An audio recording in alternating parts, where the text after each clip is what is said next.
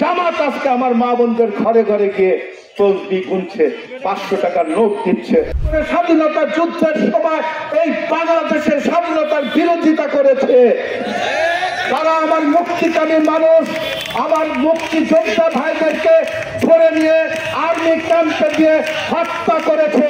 আমার মা বোনদেরকে ঘর থেকে তুলে নিয়ে সে জামাতের আলবদর আলসাম যারা মা বোনদের তুলে নিয়ে পশ্চিম পাকিস্তানি বিহারিদের ক্যাম্পে নিক্ষেপ করেছে সেই জামাত। সাউথ টাউনে হোক আপনার স্বপ্নের আবাসন, শতভাগ রেডি প্লট, সাথে সাথেই সাফকাবলা রেজিস্ট্রি। সেই জামাত আজকে আমার মা বোনদের ঘরে ঘরে গিয়ে তসবি গুনছে, 500 টাকার নোট দিচ্ছে এবং কখনো কখনো একটা কাপড় দিচ্ছে বা 1 বস্তা চাল দিচ্ছে। কি বলছে?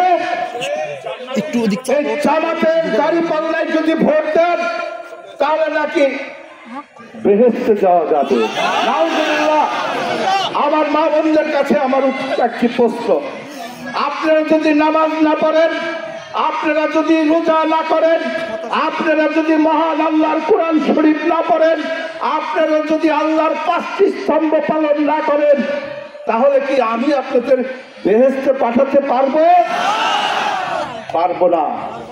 কাজে আপনাদের প্রতি অনুরোধ রইল, এই প্রচারণা সভা থেকে আপনারা ঘরে ফিরে আমার ভাইদের, আমার চাচাদের, আমার পিতৃতুল্য মুরব্বীদের, আমার মা বোনদের প্রতি অনুরোধ থাকবে, আসুন এই জাতীয় কথা নিয়ে যারাই আপনাদের ঘরে যাবে তাদেরকে দুর্বার হাতে প্রতিরোধ করবেন যাতে এই মিথ্যা তথ্য প্রচার করতে না পারে।